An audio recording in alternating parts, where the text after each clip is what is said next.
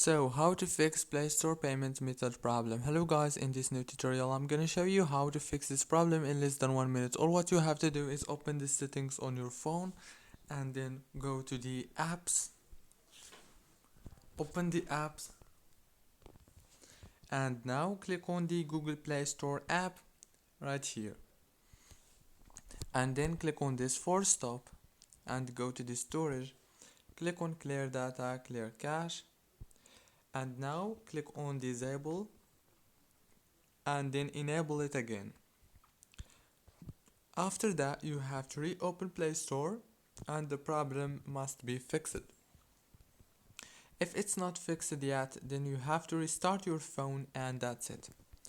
Don't forget to like, subscribe. Thank you for watching this tutorial until the very end. See you later.